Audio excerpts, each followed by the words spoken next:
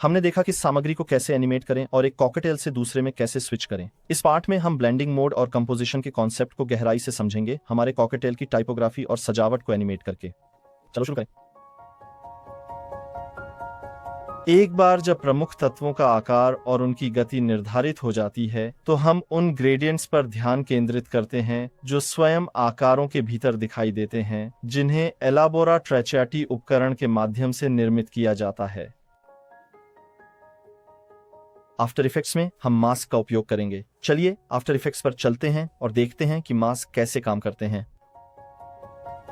ये दो आकृतियां एक दूसरे के साथ अंतःक्रिया करती हैं और जैसा कि हमने पहले इलस्ट्रेटर में देखा था, इस तत्व का एक हिस्सा इसके भीतर एक ग्रेडियंट को छुपाए हुए है जो नीचे की आकृति के भीतर स्थित है। इस चरण को अपनाने के लिए यह महत्वपूर्ण है कि गति स्थिर हो और रूपों की एनिमेशन कार्यशील हो। इसके पश्चात हम नीचे दिए गए आकृति स्तर से आरंभ कर सकते हैं और इसे प्रतिलिपि बना सकते हैं। इसे प्रतिलिपि बनाने के लिए आप स्तर को चुन सकते हैं और कैक्टरल डी या मीला डी दबा सकते हैं। एंटर दबाकर आप इस स्तर का नाम परिवर्तित कर सकते हैं। हम इसे 01 ग्रेडियंट के रूप में नामित करेंगे। 1 ग्रेडियंट के पास नीचे दिए गए स्तर के समान ही पैरामीटर होंगे। इसे चयनित करके हम एक प्रभाव को लागू कर सकते हैं। सेट मैट प्रभाव का उपयोग करते हुए आप इस ऑब्जेक्ट के लिए एक अन्य स्तर को मास्क के रूप में निर्दिष्ट कर सकते हैं। विशेष रूप से हमारा उद्देश्य है कि 01 ग्रेडियंट को 03 के भीतर मास्क किया जाए। इसलिए हम 01 ग्रेडियंट पर क्लिक करते हैं और प्रभाव पैनल के अंदर 03 को मास्क के रूप में चयनित करते हैं। इस तत्व को स्पष्ट रूप से दिखाने के लिए इसे स्तर 03 और उसके नल के ऊपर रखना होगा।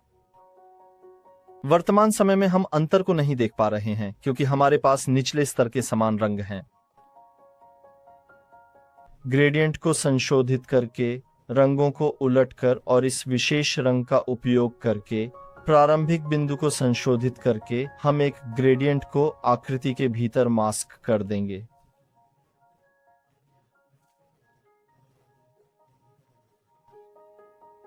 सुविधा के लिए हम स्तर 01 ग्रेडियंट का चयन करते हैं और एक रंग लागू करते हैं। इस क्षण से आगे सभी नारंगी रंग के स्तर अन्य आकृतियों के भीतर छुपे हुए ग्रेडियंट्स होंगे।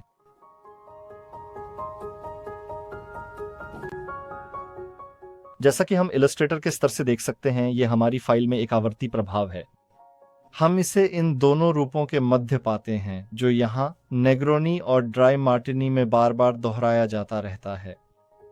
व्हाइट लेडी और मार्गरीटा के संदर्भ में यह एक प्रभाव होगा जिसे हम स्ट्रोक के अंदर भी लागू करेंगे, जबकि इसके विपरीत टकीला सनराइज में यह प्रभाव स्ट्रोक पर भी लागू होगा, टकीला के अंदर का रंग बदलते हुए। अंतिम कॉकटेल स्प्रिट्ज है जो बिटर कैंपारी और प्रोसेको के बीच के इंटरसेक्शन में लागू होता है। चलो आफ्टर इफेक्ट्स पर लौटें और देखें कि इस प्रभाव को सभी रूपों पर कैसे लगाएं।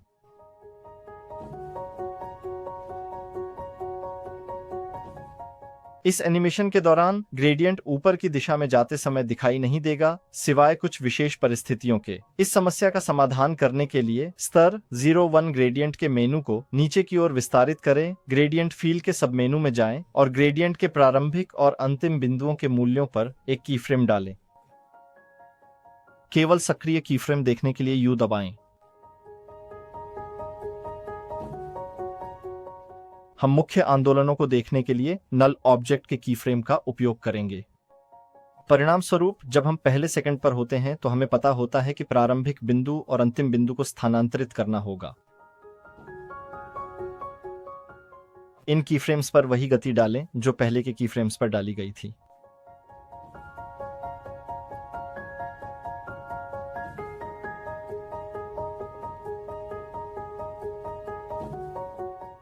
इस तरह से ग्रेडियंट आकारों के अंदर स्थानांतरित हो जाएगा और जहां आवश्यक होगा वहां स्थित हो जाएगा।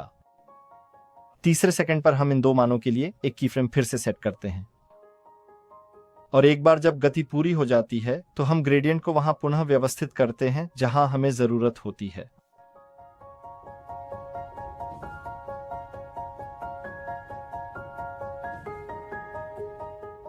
दूसरे कॉकटेल के लिए हमें वही प्रभाव लागू करना होगा। इस मामले में हमारे ग्रेडियंट के लिए मास्क को परिभाषित करने का काम बारबन करेगा। हम स्तर 0-1 के ग्रेडियंट को डुप्लीकेट कर सकते हैं और इसे 0-2 ग्रेडियंट के नाम से संबोधित कर सकते हैं। कीबोर्ड पर ई दबाने से आपको उस स्तर पर लागू सभी प्रभावों तक पहुंच प्राप्त होगी। इस विशेष मामले में हमारा सेट मैट अब हमारे शेप 03 के भीतर मास्क नहीं किया जाएगा, बल्कि इसके बजाय शेप 02 को मास्क के रूप में उपयोग में लाया जाएगा। इस प्रभाव के भीतर इस पैरामीटर को परिवर्तित करने से आप मास्क को बदल देंगे। क्लिक से एक्सेस करें। सभी फ्रेमों पर जाएं और रंग परिवर्तित करने के लिए स्तर पर क्लिक करें। कलाकृति से सीधे नमूना लेकर आपके पास वही रंग बनाए रखने की संभावना होगी। इस ग्रेडियंट के प्रारंभ और अंत बिंदु का चयन करके आप दो लेयरों के बीच ओवरले में एक विपरीत गति में एक छाया बनाएंगे। इस तरह से ग्रेडियंट केवल उस आकार के अंदर ही दिखाई देगा। जैसे ही आप कीफ्रेम को उसकी नवीनतम स्थिति में कॉपी कर लेंगे, उसके बाद आपको ग्रेडियंट के रंग को भी परिवर्तित करने की आवश्यकता होगी। ऐसा करने के लिए आपको ग्रेडियंट फिल मेनू में जाना होगा और रंग पर एक कीफ्रेम लगाना होगा। हमारे विशेष मामले में हम यह सुनिश्चित करना चाहते हैं कि इस संक्रमण के दौरान ग्रेडियंट में परिवर्तन हो, जैसे कि नीचे दिए गए आकार का रंग परिवर्तित होता है। शेप लेयर 2 में एक कीफ्रेम ब्लॉक विद्यमान है, इसलिए हमें यह ज्ञात है कि सेकंड 3 फ्रेम 13 पर हमारा ग्रेडियंट परिवर्तित हो जाएगा।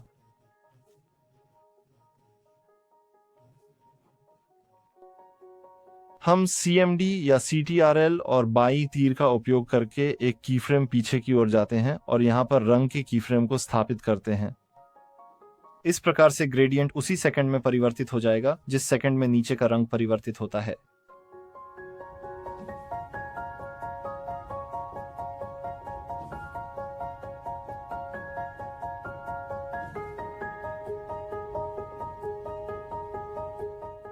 इस तर्क को परिभाषित करने के बाद हम वही प्रभाव वहां लागू करेंगे जहां जरूरी है।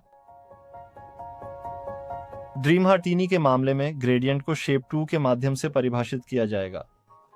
मेलोडी के साथ हम इसे डुप्लीकेट करते हैं, इसे ऊपर की ओर ले जाते हैं और इसका नाम 02 ग्रेडियंट रखते हैं। हम नारंगी रंग सेट करते हैं और सेट मैट प्रभाव लागू करते हैं। इस स्तर की मास्क बनने वाली परत को हम शेप 03 के नाम से जानते हैं। हम इसे 03 ग्रेडियंट का नाम प्रदान करते हैं। हम नारंगी रंग और सेट मैट प्रभाव लागू करते हैं।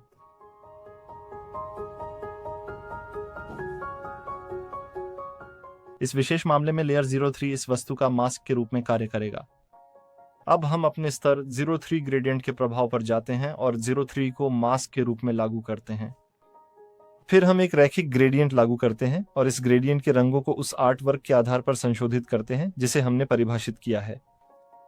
सामग्री मेनू के भीतर आयत ग्रेडियंट भराव हम एक कीफ्रेम उस विशेष बिंदु पर रख सकते हैं। प्रारंभिक बिंदु और समाप्ति बिंदु को निर्धारित करें और जहां भी आवश्यक हो वहां पर ग्रेडियंट्स को समायोजित करें।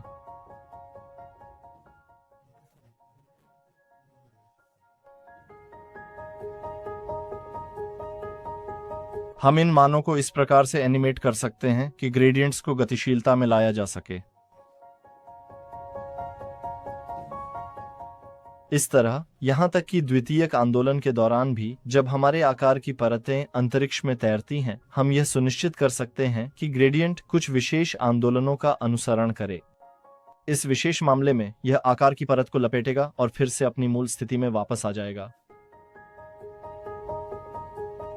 दूसरे 9 सेकंड से 10 सेकंड के बीच के परिवर्तन के दौरान हमें आरंभिक और अंतिम बिंदु को और अधिक समायोजित करना होगा और उन रंगों को भी परिवर्तित करना होगा जो हमारे ग्रेडियंट का निर्माण करते हैं। हम सभी कीफ्रेम्स का चयन करते हैं और प्रभाव को 85% की प्रभावशीलता के साथ लागू करते हैं।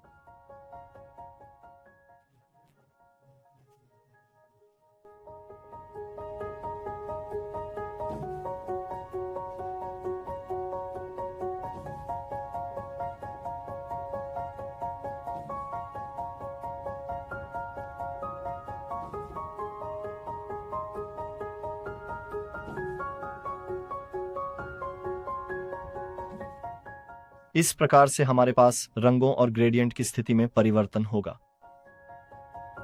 व्हाइट लेडी के संदर्भ में एक ग्रेडियंट भी उस वर्ग के भीतर विद्यमान होता है जिसमें एक स्ट्रोक शामिल होता है। आफ्टर इफेक्ट्स में इस विशेष प्रभाव को पुनः उत्पन्न करने के लिए हमें वस्तु की प्रतिलिपि बनानी होगी। इस विशेष मामले में शेप 05 हमारी मास्क के रूप में कार्य करेगा।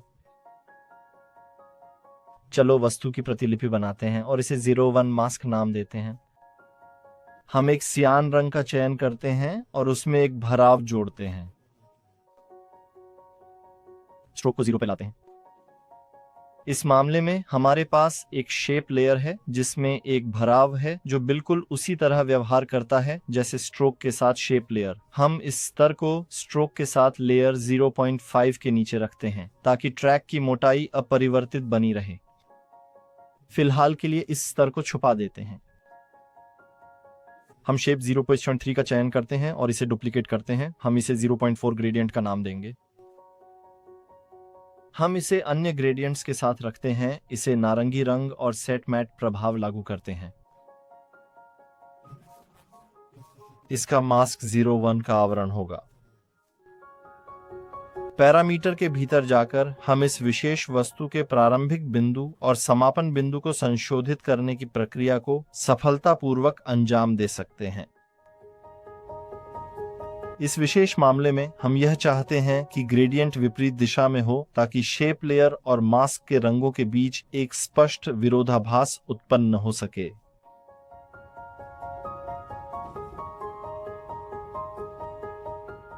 जहां तक टकीला सनराइज का सवाल है, जैसा कि हमने देखा स्ट्रोक्स के अंदर टकीला का रंग अलग होगा। आइए आफ्टर में देखें कि इस प्रभाव को कैसे लागू किया जाए।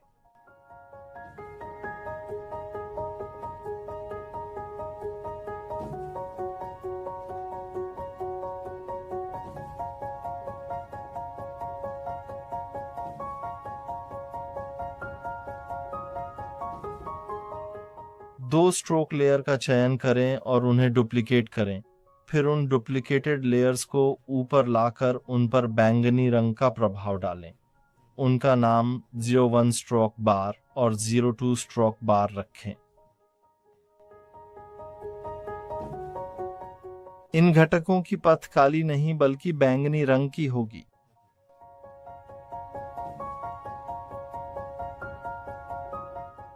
हम उनमें से एक पर सेट मैट प्रभाव लागू करते हैं। इस विशेष मामले में शेप लेयर 02 हमारे स्ट्रोक्स के लिए मास्क के रूप में कार्य करेगा। एनिमेशन में हम यह ध्यानपूर्वक अवलोकन करते हैं कि टकीला के भीतर ये सभी तत्व बैंगनी रंग के दिखाई देते हैं। ये दबाकर हम इस प्रभाव को कॉपी कर सकते हैं और इसे दूसरे लेयर पर भी लागू कर सकते हैं। इस प्रकार से स्ट्रोक हमेशा उस विशेष शेप लेयर के भीतर बैंगनी रंग में ही रहेंगे, लेकिन हम यह नहीं चाहते कि यह अन्य तत्वों के लिए भी ऐसा हो। इसी कारण हम नल ऑब्जेक्ट के कीफ्रेम का उपयोग करते हैं ताकि यह निर्धारित कर सकें कि हम एक रंग से दूसरे रंग में कब परिवर्तन करते हैं।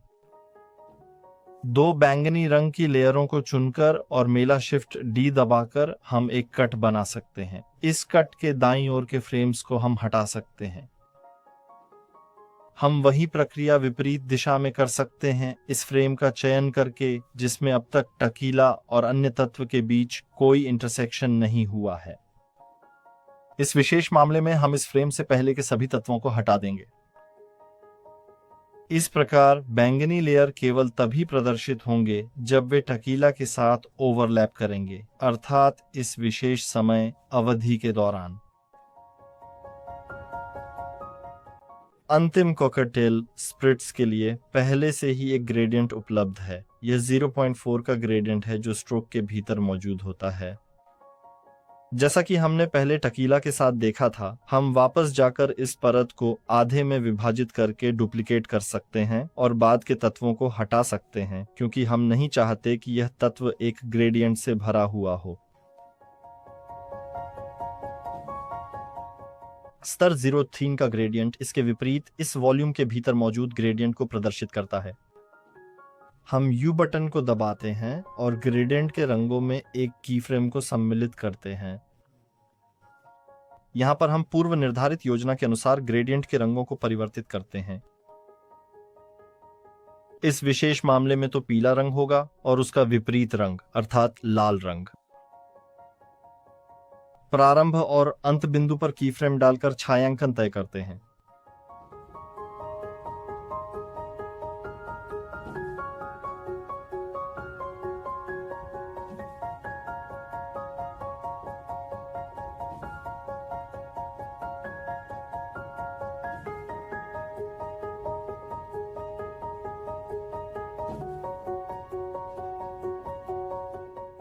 हम सारे ग्रेडियंट चुनते हैं।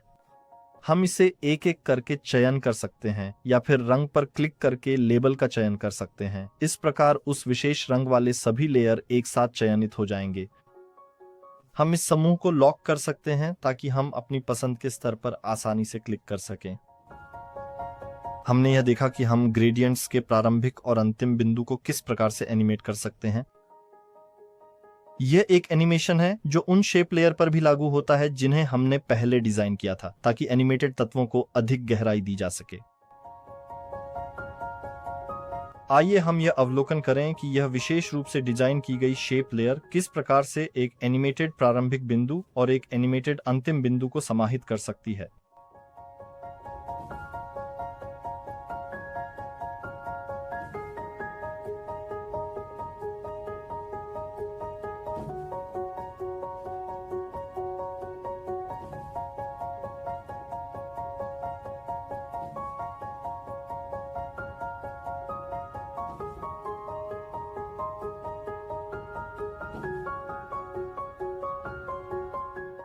हमने देखा है कि मास्क का उपयोग करके अन्य आकारों के अंदर ग्रेडियंट्स बनाना कैसे संभव है। हमारे मामले में यह एक प्रभाव है जो रूपों को एक दूसरे में मिलाता है। अब ये अलग अलग स्तरों पर शेप लेयर नहीं है, बल्कि एक अद्वितीय वस्तु है जो अंतरिक्ष में चलती है।